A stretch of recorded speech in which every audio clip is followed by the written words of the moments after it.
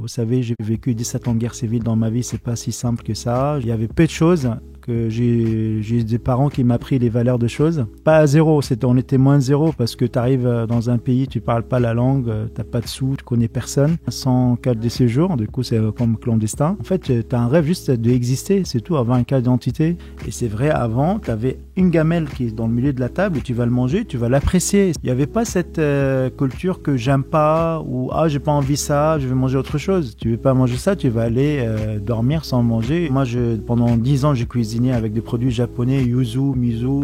Je sais pas pourquoi, parce que c'est la mode, parce que ça marche, mais j'ai une émotion dans mes yeux quand j'ai utilisé le yuzu. Par contre, le jour que je commence à mettre de za'atar ou mélasse de grenade dans ma cuisine, là, j'ai eu les larmes aux yeux. Et un jour, il y a un jeune, il m'a dit oui, chef, j'ai envie d'être un chef étoilé comme vous. Dans quelle école vous me conseillez d'aller? Je dis, tu vas aller chez ta grand-mère ou ta mère. Tu vas voir la cuisine qui t'a mangé chez eux, qui t'a donné d'émotions. Bah, c'est ça la gastronomie. C'est ça l'étoile. C'est ça, pas une étoile, c'est dizaines d'étoiles.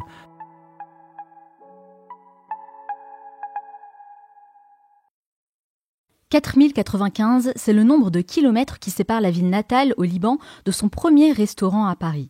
20 ans, c'est le nombre d'années qu'il lui a fallu pour construire patiemment son succès.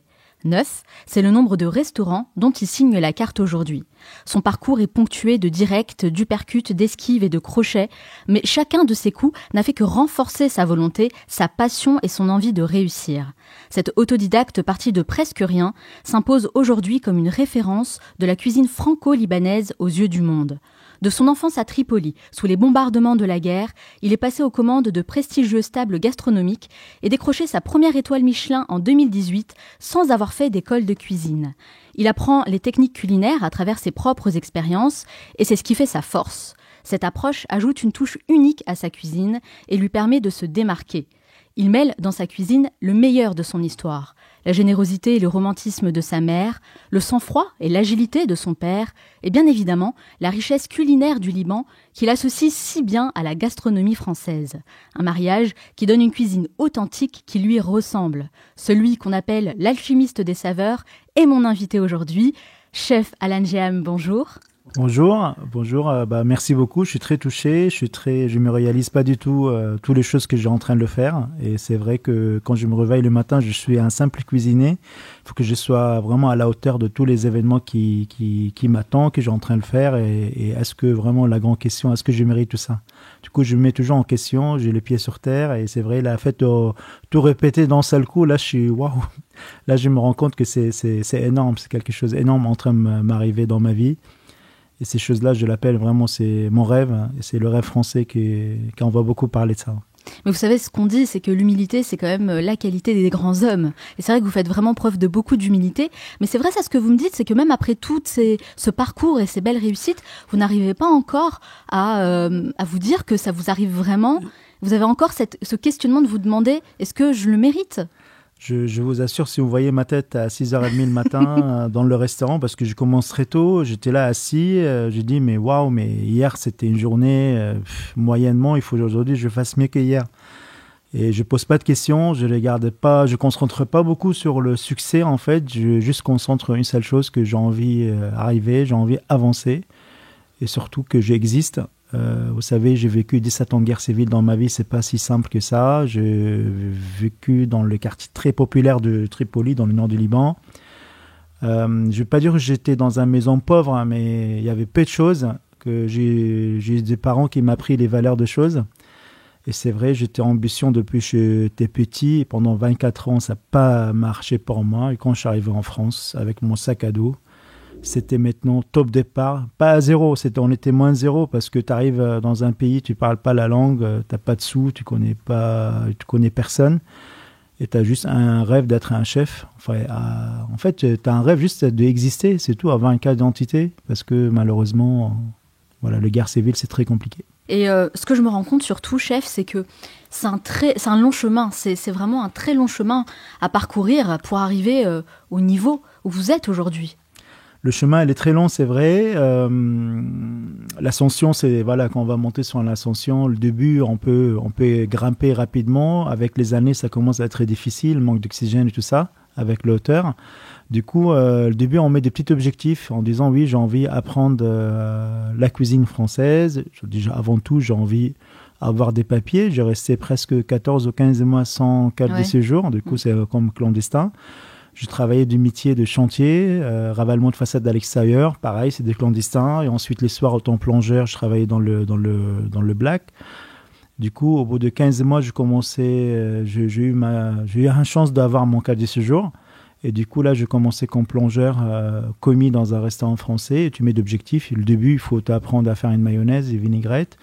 Et tu te rends compte que sans la langue française, malheureusement, tu ne peux pas avancer. On ne peut pas travailler dans un restaurant français. Du coup, pareil, on a mis un deuxième objectif qu'il faut que je parle quelques mots français, construire une phrase de 10 mots, de juste comprendre qu'est-ce qui se passe autour de moi. Et c'est vraiment c'est énorme, en fait. C'est le champ de bataille.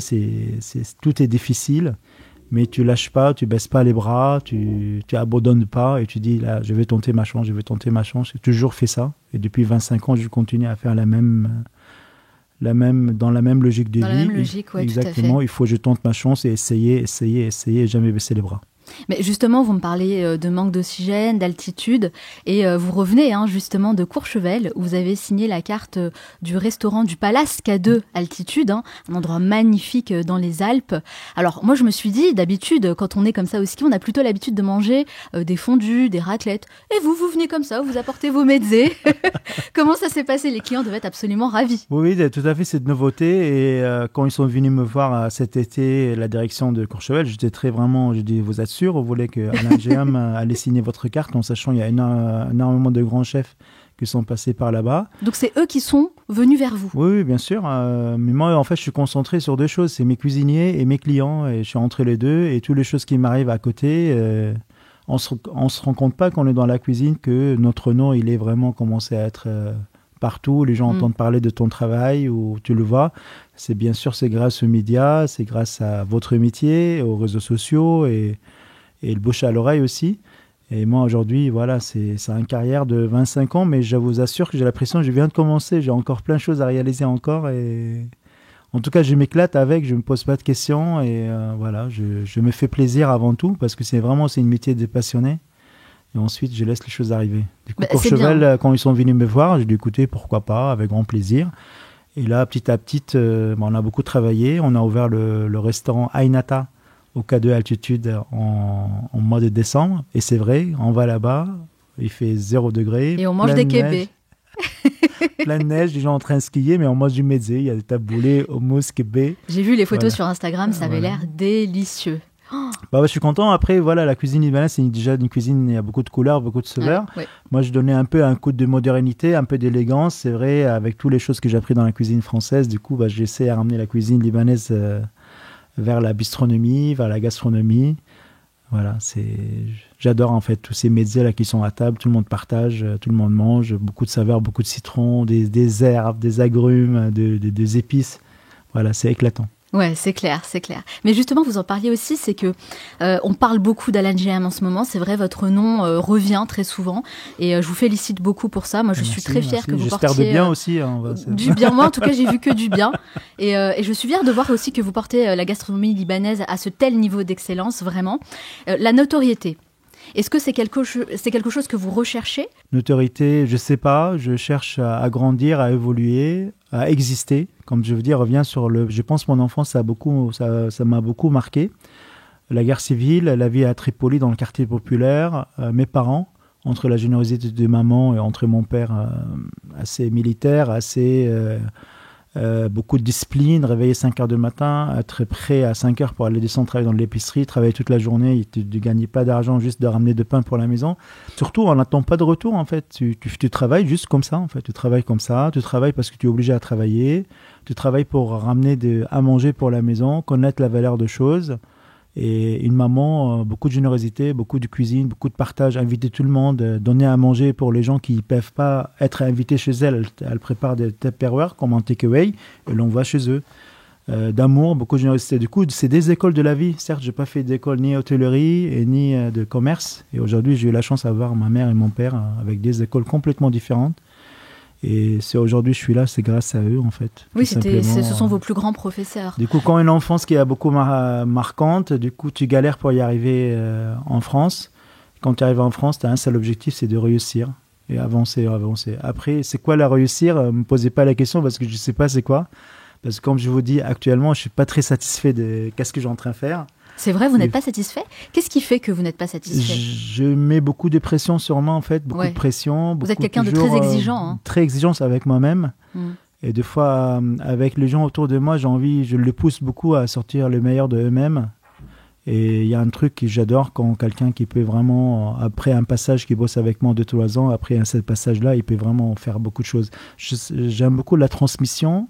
Je cache rien, en fait, je transmets tout. J'ai pas de secret de réussite ou de cuisine ou de recette, je donne tout, en fait.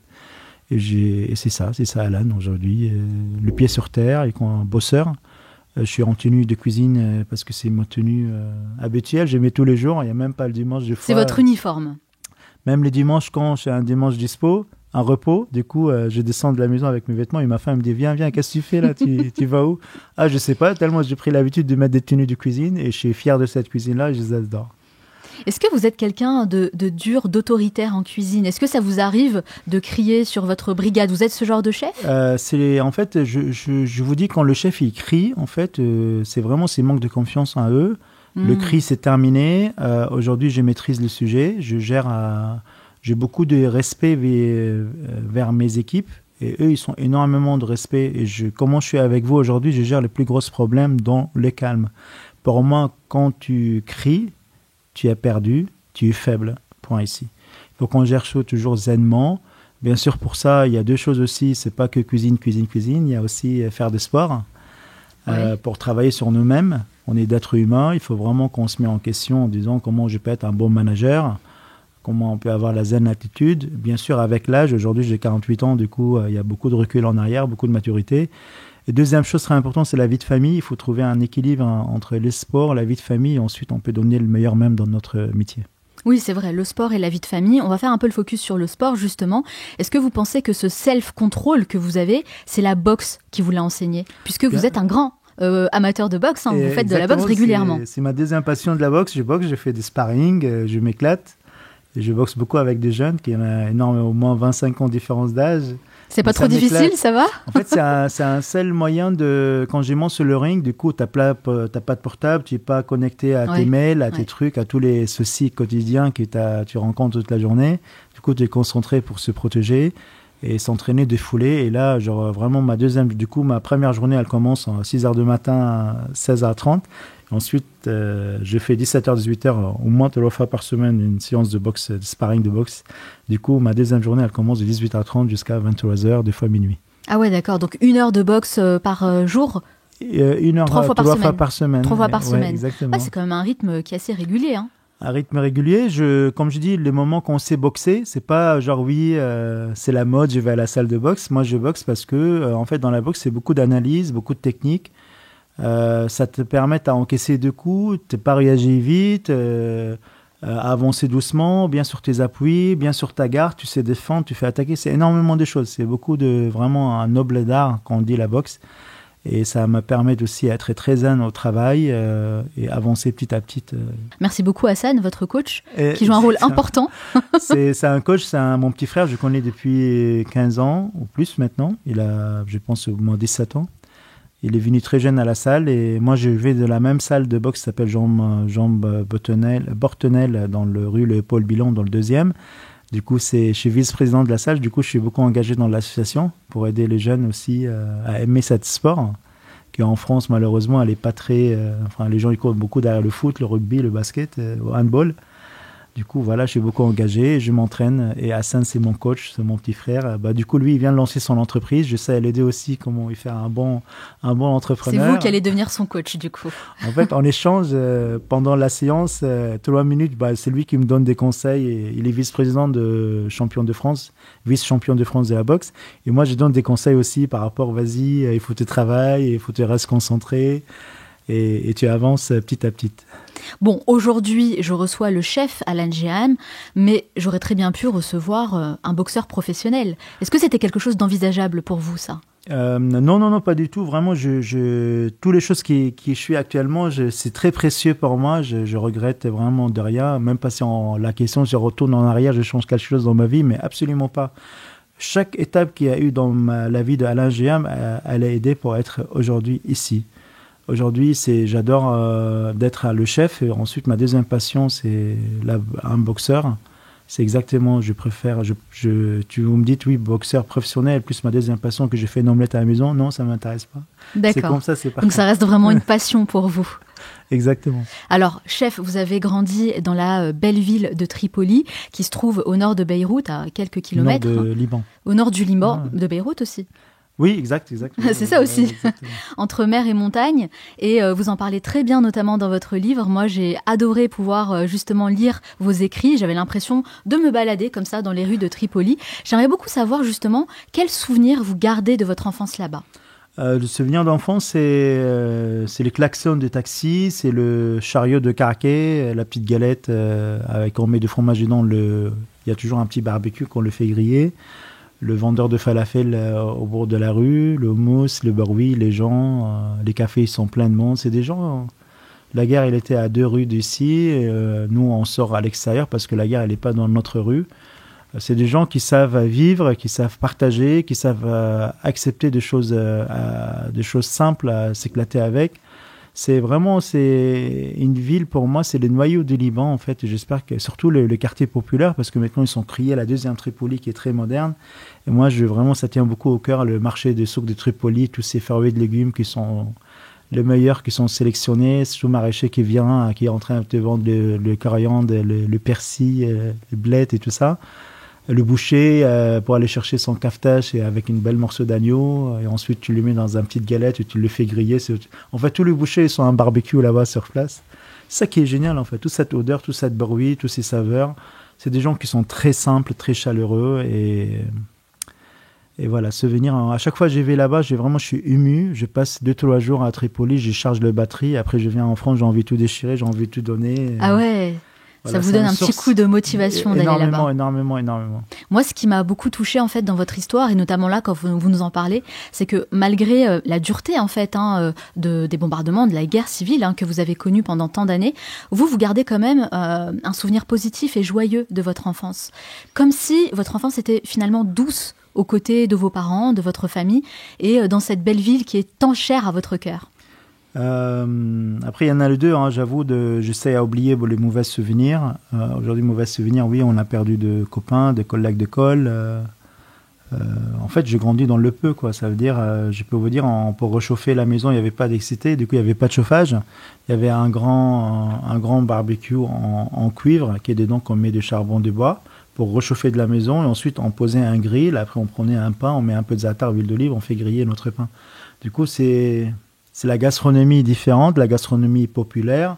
Le souvenir oui, j'ai étudié sur le bougie, du coup, il n'y avait pas d'électricité. On a pris notre douche on a réchauffé la grosse gamelle sur le gaz, un grosse gamelle, et après, c'est le tour de toute la famille, va prendre leur douche. Souvenir, c'est des richesses, c'est énorme comme souvenir. Maintenant, oui, on est dans un appartement, dans le centre de Paris, on a tout ce qu'il faut. Mais c'est vrai, cette enfance-là, c'est ça qui m'a permis d'être là aujourd'hui.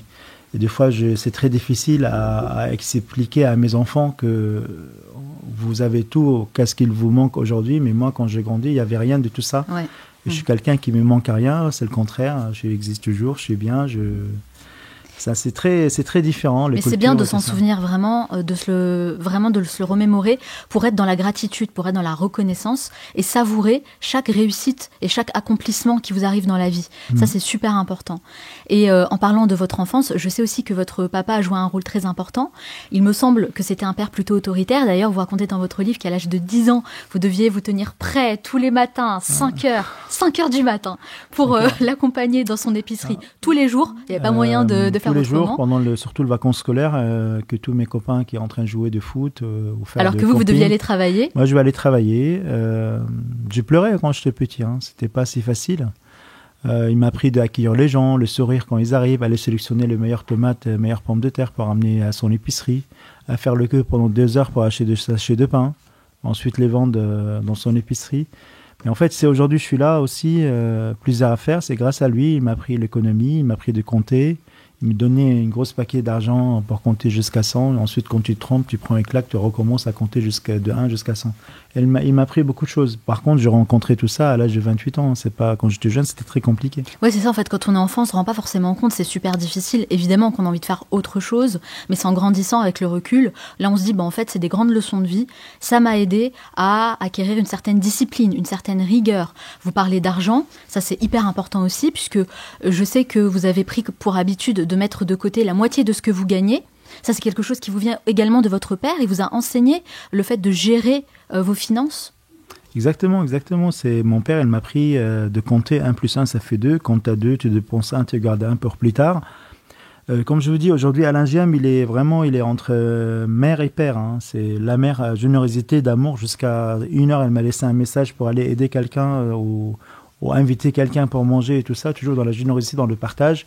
Mon père, c'est une grande école. C'est attention, la dépense, l'économie. J'ai la chance de les avoir les deux. Et là, mon père, il est décédé depuis des dizaines d'années. Il m'a donné beaucoup de leçons dans la vie. Et à chaque fois, je rencontre ces leçons. Je croise vraiment dans ma vie professionnelle tous les jours, avec ces leçons, bien sûr, à l'ancienne école, à l'ancienne méthode. Ouais. Moi, il y a une question que je me pose par rapport à ça. C'est quand on entend un petit peu votre discours, votre témoignage, il y a plein de personnes, je pense, qui vont se reconnaître aussi là-dedans. Hein. Ça fait partie d'une autre génération.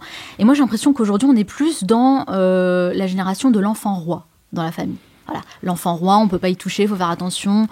Dès qu'on crie dessus, ça va pas. On lui donne une claque, c'est pas bon non plus. Et il y a plus de barrières, il y a plus de cadres. Et ça, forcément, c'est pas forcément. Il y a des côtés positifs et négatifs de l'éducation que vous avez reçue. Mais qu'est-ce que vous pensez, vous, justement, de cette nouvelle vision de l'éducation, de ce truc de l'enfant roi qu'on voit un peu partout? J'avoue, c'est très compliqué. Je reconnais, j'ai un enfant de 14 ans. Il a pas envie de faire la cuisine. Il faut pas le pousser. Il a pas envie de faire la restauration. Il faut pas le pousser. Donc lui, il veut pas faire de cuisine, lui. Il n'a pas envie d'aller à la salle de boxe. Là, je pousse un peu quand même. Je dis, voilà, tu n'es pas un boxeur, mais tu viens. Et il le fait vraiment juste parce que je insiste. C'est très compliqué. Tu ne sais pas appuyer, lâcher. Si tu lâches, c'est pas bien. Et c'est maintenant que ça se passe. Il a 14 ans. Ouais.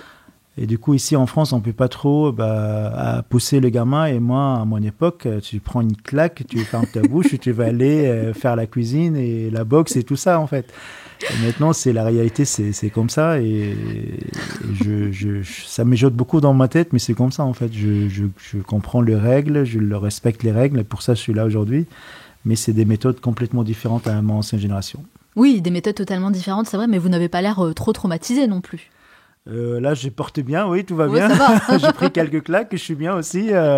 Par contre, ça m'a marqué beaucoup le claque. C'est des choses qu'on n'a pas le droit de les faire, ou c'est interdit, ou tout ça. Bon, moi, je suis partisane d'une bonne claque de temps en temps ne fait jamais de mal à personne, que ce soit un enfant ou un adulte. Hein.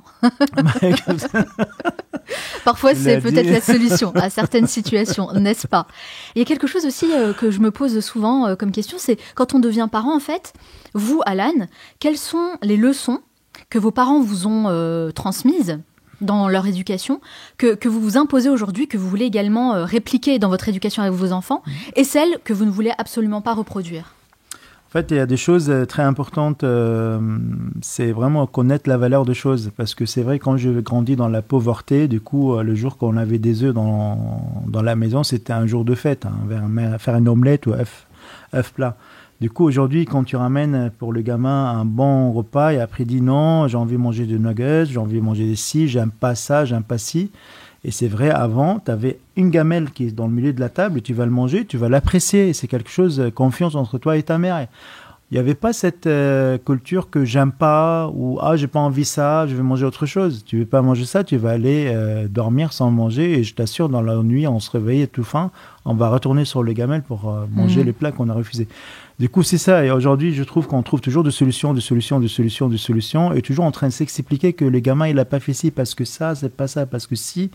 On trouve toujours des excuses pour le gamin. Le gamin, il vit avec l'excuse et toujours c'est expliqué pourquoi il n'a pas avancé, parce que pourquoi il ne sait pas écrire, pourquoi il ne sait pas ça, toujours en train de trouver des excuses. Et à l'époque, tu le fais en fait.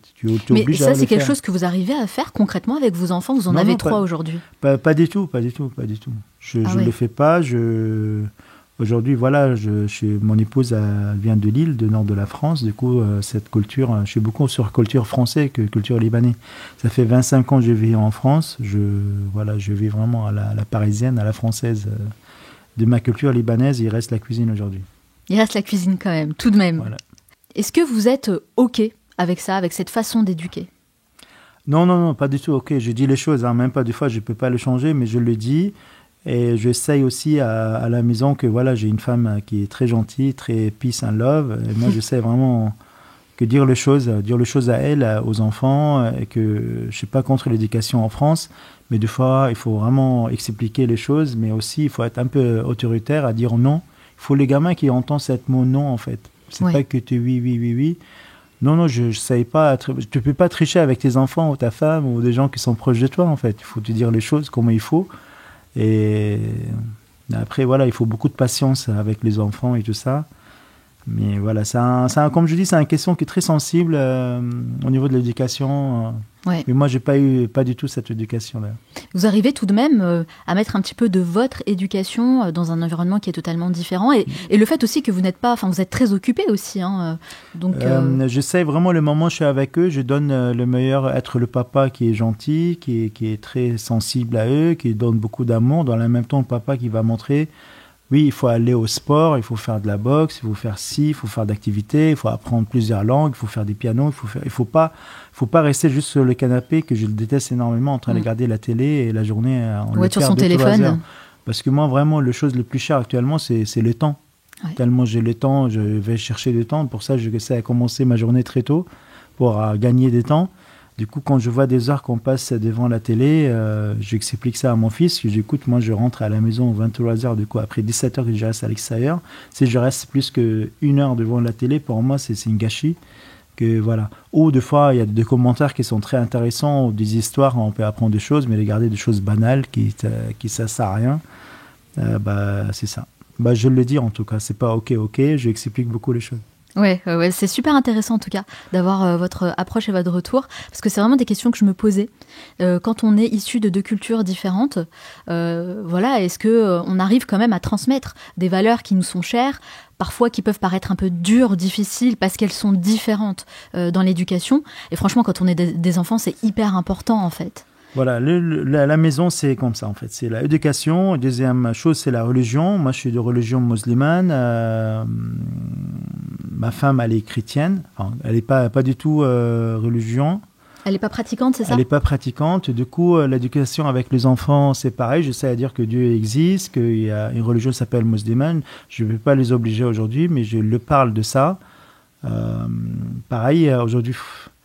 Toutes ces choses-là, malheureusement, c'est pas comme le travail dans la cuisine, dans signer une carte ou aller signer avec un palace ou ouvrir un restaurant. Pour moi, c'est encore 100 fois plus facile à venir à deux sujets qui sont très sensibles sur l'éducation et les religions qui sont à la maison. Ouais, c'est vrai. Et ça, des fois, ça m'éjoute beaucoup dans la tête. Oh, bien sûr, énormément, parce que c'est pas entre mes mains. Aujourd'hui, j'ai un enfant, Enzo, je suis séparé avec sa maman. Du coup, j'essaie des fois de la ramener vers moi. Expliquer ma culture, ma religion, mes trucs. Et des fois, voilà, il a aussi sa maman qui va le dire complètement les choses différentes. Et ça, c'est un peu compliqué. Mais c'est la vie, c'est comme ça, en fait. Vous arrivez tout de même à transmettre justement certaines choses de votre religion. Est-ce que vos enfants sont réceptifs à ça ? Comment ça se passe concrètement ? Est-ce que, par exemple, vous fêtez certaines fêtes religieuses ? Est-ce que vous faites des choses ? Vous agissez parfois au quotidien ? Faire des prières ensemble, lire ? Non. Là, c'est trop loin. Là, c'est trop loin ? On va parler sur déjà que Dieu, qu'il existe. D'accord. Qu'il y a les religions chrétiennes et les religions musulmanes, comme les juifs. Mais moi, mes parents sont de pratiquants du côté musulman. On arrivait juste à expliquer ça, en fait, le début, avant d'entrer dans les actes, à faire une prière, à faire un ramadan, à fêter l'Aïd, tout ça. J'ai l'impression que la religion, quand même, vous, à titre personnel, elle joue un rôle important dans votre vie. Comment ça se manifeste pour vous au quotidien ? Comment ça vous aide, en fait, votre spiritualité ? Ça a pris quelques années d'assumer tout ça, en fait. C'est assumer ma religion, où je viens, de quel pays. Moi, mettre des photos de Tripoli dans le quartier populaire que aujourd'hui tu pratiques. Tu es dans le 16e arrondissement, à côté de Champs-Élysées, dans un restaurant étoilé, que tu travailles le caviar et la truffe. Ça a pris quelques années pour l'assumer. Pour dire à l'Indien, mais attendez, je viens pas de Beyrouth, c'est pas bling bling, c'est vient vraiment de souk de Attarin. Ça a pris 20 d'années, celui-là.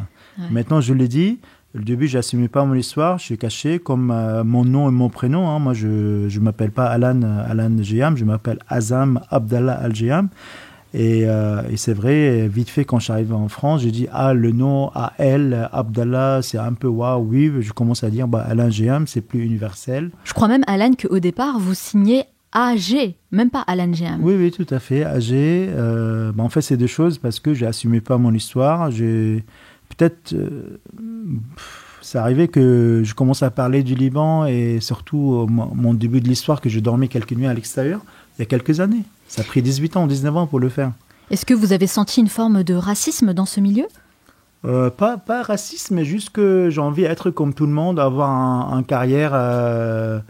Dans ma tête, la réussite, c'est quand tes parents ils t'envoient à faire des études en France, tu t'envoies chez Ferrandi au Cordon Bleu, tu vas travailler chez Alain Ducasse, tu t'appelles Jean-Jacques et après, tu es quelqu'un de normal. Et au moment où tu appelles AL, tu viens de là, qui t'as pas de papier, t'as pas d'argent, tu vas commencer de zéro au plongeur, t'as pas d'école ou un diplôme. Dans ma tête, c'est la faiblesse.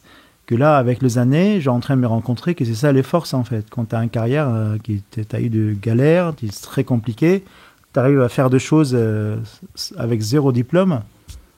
Et surtout, tu viens, je sais pas, chez moi ici, tu vois, moi je m'adapte maintenant, ça fait 25 ans. Mais tu restes toujours aussi, vis-à-vis des gens, tu restes toujours libanais.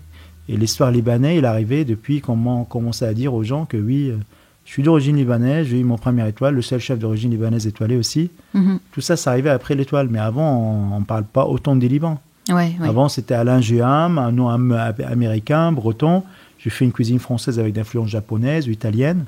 C'est depuis l'étoile, en fait. Depuis l'étoile, je commence à mettre de za'atar. Moi, j'ai eu mon étoile, je n'ai pas eu avec les caviars et la truffe. J'ai eu avec le za'atar, le psarmen, les épices, le cumin, le poudre de coriandre. Et d'un seul coup, ma relation avec le Liban a commencé à renaître parce qu'avant, je n'ai pas envie de retourner en arrière. C'est un grand déchirure entre moi et le Liban. J'ai beaucoup souffert, j'ai beaucoup galéré et j'ai envie de commencer des zéros. On a pris l'étoile et ensuite, on a commencé à dire Alain Geyam d'origine libanaise, le Liban, les Libans, les Libans. En 2020, j'ai ouvert le bistrot Qssati en arabe.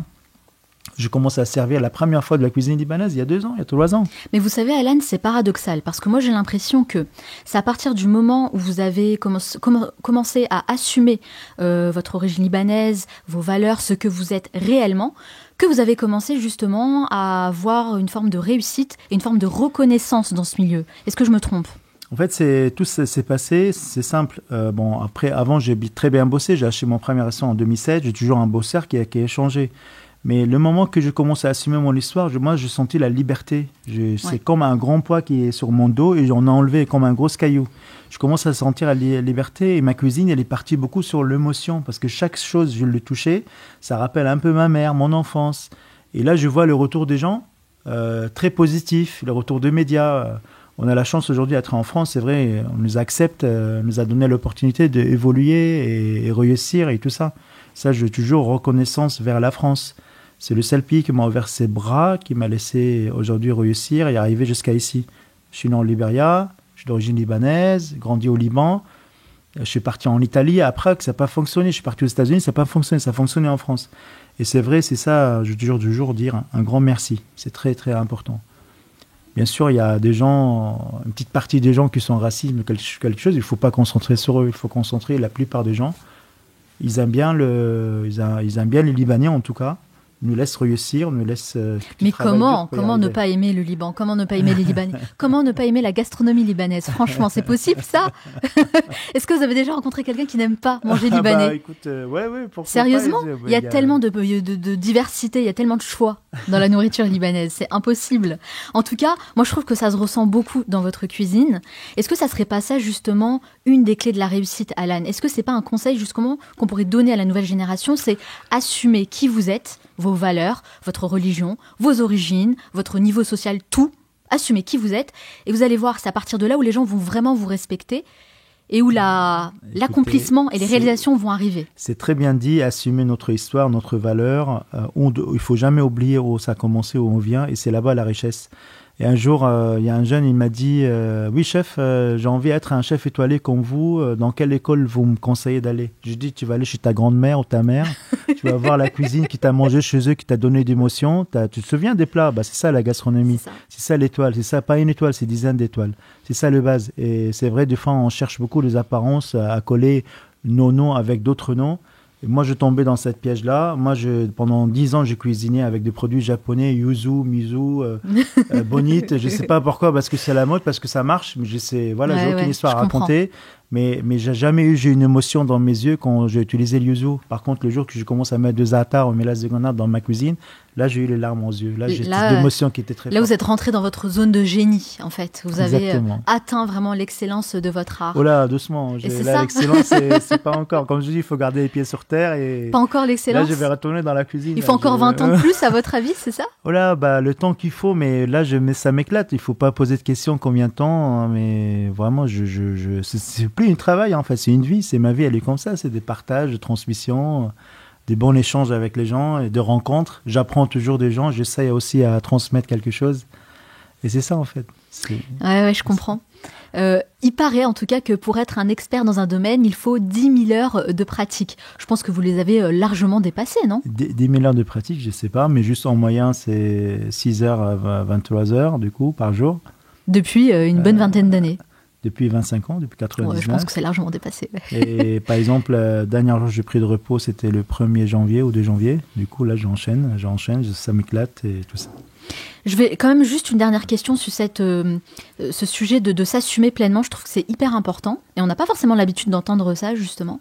Je me demande à quel moment vous avez eu ce déclic. À quel moment vous vous êtes dit, ok, c'est bon, je m'appelle Alan GM, je suis d'origine libanaise, il faut que je m'assume, il faut que je fasse les choses comme je les sens, comme moi-même. Est-ce qu'il y a quelqu'un qui vous a aidé à vous assumer? Est-ce qu'il y a une situation en particulier qui a fait ce déclic en vous? C'était en 2017. 2017, quand j'ai ouvert le restaurant Alan GM, c'était la grande question. Ça fait 18 ans que je suis en France, j'ai eu beaucoup de restaurants, je suis bien, j'ai propriétaire de mon appartement et j'ai dit, voilà, j'ai envie de faire quelque chose de décontracté. C'est quoi Alan GM aujourd'hui? Il y a la France et il y a le Liban. Pour ça, on voit les 2 drapeaux toujours sur ma veste. Mm-hmm. Et là, j'ai décidé à vraiment me faire une cuisine française parce que c'est une cuisine de cœur. Je suis amoureux de cette cuisine. Et je mets dedans d'influence libanaise. Et c'est quelque chose qui me rassemble. C'était un déclic où je commençais à raconter aussi mon histoire aux journalistes, aux médias. Ouais. Ils me disaient, qui t'a formé? Personne. Ah bon, t'as pris où le métier? Dans le livre. T'as fait où tes études? Rien, plonge, bâtiment et plongeur. Ah bon, t'as pas venu avec une visa? Non, je suis venu avec un passeur. Il m'a ramené ici, il a pris de l'argent. Il m'a laissé au Champ de Mars. Et ça commençait par là. Du coup, j'ai senti vraiment liberté. C'est un poids qui est parti. Et là, c'est parti par là. Émotion, travail toujours, la même personne. Et ensuite, les choses sont arrivées derrière. En 5 février 2018, quand j'ai eu le coup de téléphone de Guide Michelin en me disant « Alan, bienvenue à la famille Michelin ». Et là, j'ai accroché le téléphone. J'ai appelé ma femme. J'ai dit « Écoute, voilà, je t'ai appelé par le directeur de Michelin ». On était tout contents, très touchés. Personne qui a imaginé que tu arrives en France en 99, tu dors au Champ de Mars, et 19 ans après, tu seras le seul chef d'origine libanaise étoilé. C'est énorme. Ouais, c'est plus qu'un rêve. Après, j'ai appelé ma mère. J'ai dit, voilà, maman, j'ai eu un coup de téléphone du Guide Michelin. Elle m'a dit, quoi? C'est qui Guide Michelin? J'ai dit, non, mais maman, c'est Guide Michelin. Il sélectionne les meilleurs restaurants en France et dans le monde. Il m'a dit, non, mais vas-y, mon fils, il travaille trop. Va s'occuper de tes enfants. C'est vrai? Reste à la maison. Ah ouais, comme quoi. Maman. Les mamans, elles ont toujours le bon mot, en fait. Non seulement elles nous remettent les pieds sur terre, mais en plus, c'est parce qu'elle a détecté quelque chose. Elle a vu qu'il fallait aller plus slow down. Je travaille beaucoup. Ouais. Il me dit toujours, il faut que tu prennes ta retraite, c'est bon là, t'as beaucoup bossé. Ah ouais, carrément. Elle savait pas ce qu'il y avait encore dans votre tête. Hein. Aïe. Non, c'est pas pour maintenant la retraite, c'est sûr. Vous disiez justement que votre père vous a appris à mettre de côté systématiquement la moitié de ce que vous gagnez. Le fait de mettre de côté comme ça, d'avoir une certaine épargne, est-ce que c'est ce qui vous a aidé finalement à investir dans votre premier restaurant? Bien sûr. Du coup, quand je suis arrivé en France en 99, j'ai resté toute la semaine... le début, j'ai resté 2 nuits à l'extérieur, ensuite au chantier. Mais je me suis fait virer de la première chantier parce que je ne sais pas faire la peinture. Du coup, au bout de 3 semaines, j'ai trouvé un boulot dans le quartier de Chou à Créteil pour faire les ravalements de façade à l'extérieur. Ce n'est pas des peintures à l'intérieur qui étaient beaucoup techniques. Du coup, c'était facile. Moi, j'étais sur le calcaire. J'ai nettoyé les immeubles avec le calcaire. Et ensuite, les soirs, je trouvais un boulot comme plongeur. Du coup, j'avais toujours de travail, en fait. Toujours, je bossais 7 sur 7, il n'y avait pas de repos. Je commence à faire d'économie moitié. Et en 2007, du coup, 8 ans après mon arrivée en France, j'avais un économie genre 50 000 euros. Et je tombais amoureux d'un restaurant qui s'appelle Auberge Nicolas Flamel, qui était en vente, mais qui ne marchait pas. Et je suis allé à la banque, j'ai pris tous mes plats en photo, sur Photoshop. Et j'ai pris un petit book comme ça, je suis allé voir la banquière, je dis oui, bonjour madame, j'ai entendu que vous donnez des crédits aux gens, regardez, je suis cuisinier, regardez les plats que j'ai fait, vous pouvez me donner 200 000 euros de crédit pour acheter un restaurant à côté. Du coup, la dame, elle était morte de rire, elle m'a dit, monsieur, ça marchait pas comme ça, vous prenez un rendez-vous, vous montez un dossier. J'ai dit, ah bon, monter un dossier, waouh. Du coup, j'ai monté le dossier, ils m'ont demandé 80 000 euros d'apport, du coup, j'avais 50 000, l'économie des 8 ans. Et ensuite, je suis allé me prêter d'argent de mon frère aux États-Unis. Je vais aller me prêter d'argent le boucher qui m'a prêté 5 000, les fermiers de légumes, pour ramener 80 000 euros pour la banque. Oui, vous êtes allé chercher les 30 000 restants. Du coup, c'est ça le plus compliqué dans un carrière, c'est le premier restaurant. Comment ne pas apporter le premier apport. Et ensuite, le moment où le restaurant il marche, toutes les choses, ça devient un peu moins compliqué. Je ne vais pas dire facile, moins compliqué, parce que c'est toujours difficile. Aujourd'hui, est-ce qu'il y a d'autres règles que vous vous imposez, toujours au niveau financier, et qui vous aident justement à réaliser vos rêves, à réaliser vos projets, à tenir le cap ? C'est ma mission chaque matin de regarder le compte de chaque société, voir les dépenses. Bien sûr, j'ai un bureau pour voir toutes les dépenses mensuelles de chaque établissement. C'est pour trouver l'équilibre. Surtout maintenant en train de grandir, on est presque 80 salariés qui est dans le groupe. Je suis tout seul dans le champ de bataille, je n'ai pas d'investisseurs, du coup c'est entre moi et la banque et les crédits. Du coup la responsabilité elle est très très large. C'est vrai que vous êtes à la tête de nombreux établissements, vous avez des restaurants étoilés, vous avez des bistrots, des street food, vous ouvrez à chaque fois de nouveaux établissements comme ça. Vous êtes passé de chef cuisinier à businessman en quelque sorte. Est-ce que vous êtes conseillé justement niveau business ? Est-ce que vous êtes accompagné sur ça ? J'ai fait tout vraiment à l'ancienne, genre je calcule, je regarde, je note et tout ça. D'accord, donc aucun accompagnement par rapport à ça ? Non, pas du tout. J'ai un expert comptable pour faire les fiches de paye. Évidemment. Et alors, qu'est-ce qui est le plus difficile, être chef cuisinier ou être businessman ? Je préfère 100 fois être un chef de cuisine. En moins, dans la cuisine, il y a beaucoup de patients et dans le business, il y a beaucoup de calculs et gestion. C'est un peu la partie moins fan de mon métier. Mais vous y arrivez plutôt bien, puisqu'encore une fois, vous ouvrez des établissements assez régulièrement. Oui. C'est quoi votre secret, en fait ? Comment vous arrivez à avoir un tel rythme à chaque fois ? Le secret, c'est être passionné qu'à ce qu'on fait. Il faut être le gestionnaire. C'est un équilibre entre le gestionnaire, les cuisiniers, le passionné, entre les deux. On ne peut pas être que un 100% passionné sans gestion. On ne peut pas être beaucoup dans le calcul sans gestionnaire, ne donner pas d'amour pour nos clients. Du coup, il faut être entre les deux. C'est un équilibre entre les deux. Maintenant, les clés de la réussite, c'est bien sûr être bien entouré, parce que tout seul, je ne suis pas un Superman. Il faut vraiment chacun à son poste et chacun qui soit impliqué dans le projet. Et chacun, il est passionné, il donne à fond à ce qu'on est en train de faire. Ça, c'est naturellement, on peut avancer. On peut avancer tout seul, on peut aller rapidement, mais en plusieurs, on peut aller vraiment trop loin. En multipliant les ouvertures de restaurants, les collaborations, quel est votre objectif ? Est-ce que c'est de construire votre empire GEAM ? Oui, on a envie d'aller chercher la 2e étoile. Voilà, on a envie que le restaurant qui soit bien structuré, vraiment, qui soit à l'attente des gens. On a beaucoup de gens qui viennent nous rendre des visites. J'ai envie que tout le monde qui soit content et heureux de ça. M'occuper de ma famille, de mes enfants aussi. Parce que je suis papa avant d'être un chef. M'occuper de ma mère aussi, m'occuper de ma mère, ma famille. Voilà, c'est le quotidien, aider, partager. Mais vous êtes beaucoup quand même dans le travail, dans l'action, vous agissez énormément. Est-ce que vous avez un objectif secret ? Quelque chose que vous avez comme ça en tête et que vous n'avez pas encore réalisé ? Je n'ai pas d'objectif. Il n'y a pas d'objectif ? Mon première chose, c'est de conserver qu'est-ce que j'ai réussi à faire. Conserver tout, parce que tout est précieux. Mes enfants, ma femme, ma maison, mes restaurants, la science de sport qui ça tient beaucoup aussi au cœur. Et vraiment, c'est juste garder, éviter le problème, éviter les conflits. Je déteste ça. Et rester juste en peace and love, en fait. C'est très important. Bon, vous l'avez dit quand même, hein, l'objectif ultime, là, tout de suite maintenant, c'est de décrocher la 2e étoile. de conserver tout et ensuite d'aller décrocher la deuxième étoile. De conserver tout, évidemment. Évidemment. En tout cas, moi, je vous le souhaite de décrocher cette deuxième étoile. Merci beaucoup. Parce que vous le méritez amplement. Merci, c'est gentil, merci. On va parler d'un autre sujet qui me tient particulièrement à cœur. Malheureusement, le Liban traverse une crise économique et politique depuis plusieurs années maintenant. Qu'est-ce que vous savez, vous, de cette situation ? C'est un terrain qui est très compliqué. Il faut aimer le Liban comme il est, en fait. Et le Libanais, aujourd'hui, il y a 25 millions de Libanais qui vivent à l'étranger. Les diasporas libanaises, c'est énorme. Le peu de Libanais qui sont restés là-bas parce qu'ils ne peuvent pas voyager ou ils sont à un certain âge. Oui, c'est ça. Et c'est comme ça. Mais ils savent, ils s'adaptent avec la situation. Quand j'étais au Liban, c'était encore pire que là. Et le Liban, il faut l'aimer comme il est, comme ça, avec des catastrophes, avec des explosions, avec de corruption, avec de pauvreté. J'ai souvent entendu dire que le peuple libanais est le peuple le plus résilient au monde. Vous êtes d'accord avec ça ? Je suis d'accord, oui. Je suis d'accord, ils sont très très résilients, ils s'adaptent, ils bossent, ils ont beaucoup d'objectifs. Et aujourd'hui, on voit, le jeune Libanais vient, il voyage, il travaille, il fait des entreprises, ils sont beaucoup dans le médecine, ils sont beaucoup sur beaucoup de choses. C'est un peu dommage, peu de gastronomes quand même, il faut dire, beaucoup de restaurateurs, beaucoup de businessmen. Mais c'est pas normal aujourd'hui, il n'y a que Alain Giam, le seul chef étoilé. Pourquoi ? Parce qu'il faut beaucoup de sacrifices.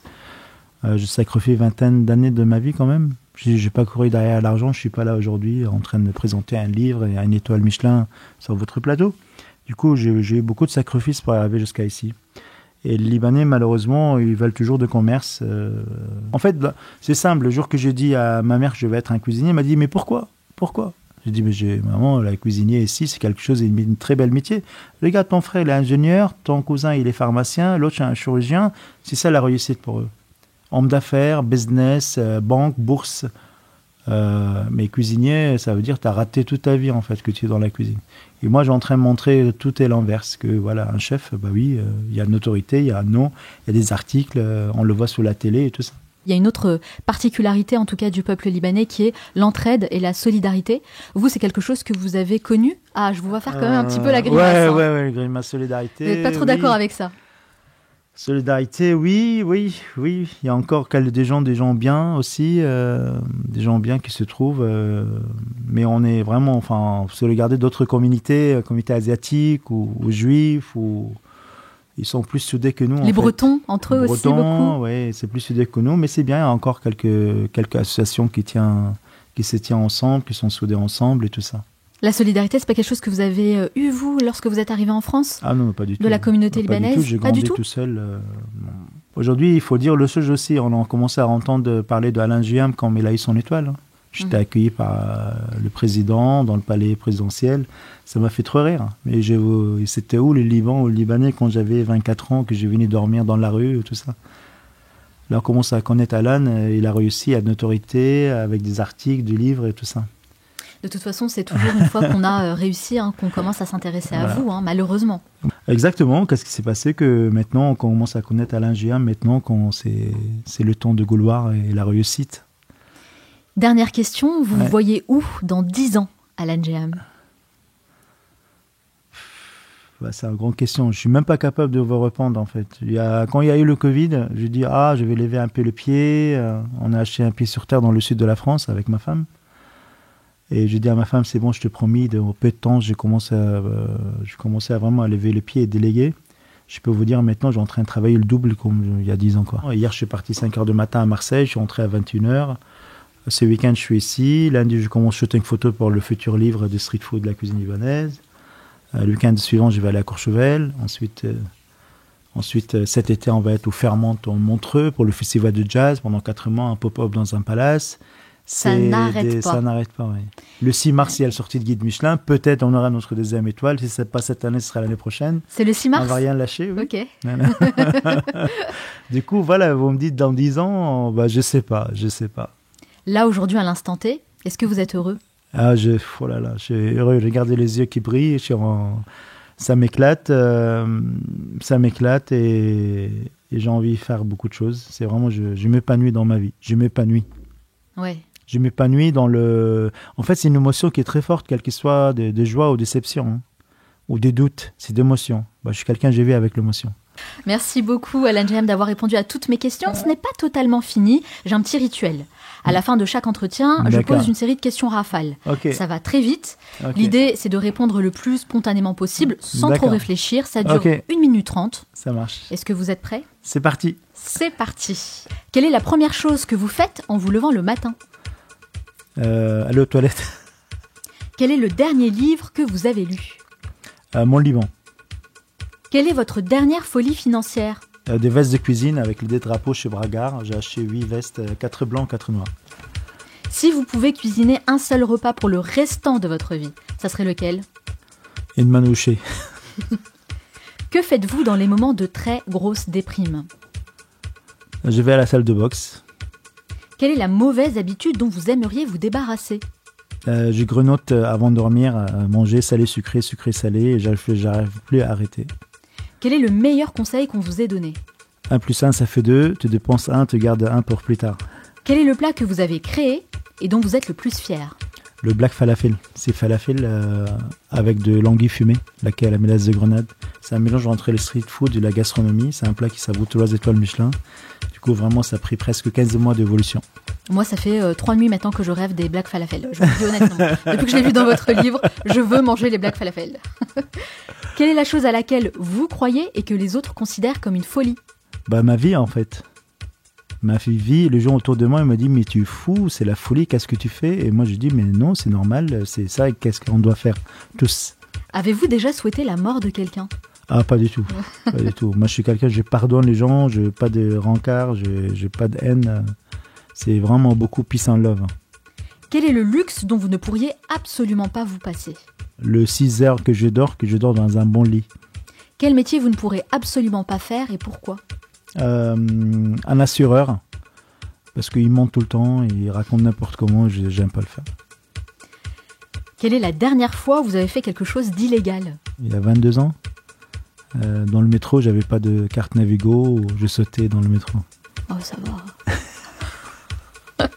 Quelle est la personne pour qui vous rêveriez de cuisiner un jour ? Lara Fabien. Quel est votre plus grand regret ? J'ai pas de regrets. Si vous aviez 100 € et pas 1 euro de plus, dans quoi les investiriez-vous ? J'achète une vélo. Vous excellez dans le domaine de la cuisine, hein, mais est-ce qu'il y a un domaine dans lequel vous êtes vraiment très très nul ? Ah oui, administratif. Administratif, l'email, tout ça. Je suis très nul. Selon vous, quel est le pays où on mange le mieux ? La France. Quelle chanson aimez-vous écouter en cuisine ? J'écoute beaucoup Vivaldi le matin. Selon vos proches, quelle est votre plus grande qualité ? La générosité. Et selon vous, quel est votre plus grand défaut ? Des fois, je suis trop naïf. Quelle est la dernière chose que vous faites avant de dormir ? Lire le journal, voir qu'est-ce qui se passe dans le monde, c'est très important. Merci beaucoup, Alan Avec plaisir. Géham, d'avoir répondu à toutes mes questions. C'était vraiment un plaisir de vous recevoir merci. dans cet épisode. Vraiment, c'était un très bel échange. J'ai beaucoup appris sur votre parcours, moi sur votre aussi, histoire. C'est moi hyper aussi. inspirant. Ça fait Et, trop plaisir. J'aimerais quand même finir sur une belle touche. Votre livre, Mon Liban, que je montre, qui est juste ici. Alors, c'est un gros livre quand même, hein. C'est un coffee book table, magnifique livre, que moi j'ai adoré vraiment parcourir. Je trouve que c'est un objet qui est absolument incroyable. Non seulement vous avez des super belles images de Tripoli, du Liban et des recettes, mais qui donnent tellement envie. Alors, il faut que je vous fasse quand même une confession, Alan. C'est que moi, j'aime beaucoup manger. J'adore la gastronomie libanaise, évidemment. Mais je suis très nulle en cuisine. C'est pas quelque chose que j'affectionne tout particulièrement. Faire la cuisine moi-même. Oui.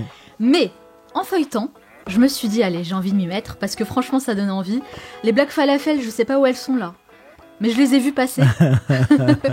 En tout cas, vous avez fait du très bon travail. Merci beaucoup. J'imagine que ça 15 mois. demande quand même 15 mois, c'est ça ? 15 mois, oui. Beaucoup de travail. Et 15 vous avez mois. travaillé avec une photographe qui vous a accompagné à Tripoli ? Manuela, elle est venue avec moi à Paris. À Tripoli. À Tripoli, tout à fait. Magnifique. Et donc voilà, en tout cas, c'est un très beau livre qu'on peut s'offrir ou offrir aux personnes qui adorent la gastronomie libanaise. Félicitations vraiment Merci pour ça. beaucoup. Je vous souhaite de faire une deuxième édition. Des deuxièmes éditions différentes. Là, je vais partager mon histoire dans ce livre-là. Du coup, la prochaine, c'est pour cuisiner libanais très simplement à la maison ou dans le restaurant. Ah, parfait. Je vous réinvite alors pour le prochain livre. Exactement. On fait avec grand plaisir. Et bien sûr, Alan Jeham, je vous souhaite de tout cœur de décrocher votre 2e étoile. Et j'espère qu'on aura l'occasion justement d'en reparler dans un prochain épisode. Merci beaucoup. Écoutez, je donne rendez-vous le 6 mars à la sortie du guide Michelin. Ça marche. Merci beaucoup, Alan Jeham. Je vous souhaite beaucoup de succès dans tous vos futurs projets. Merci.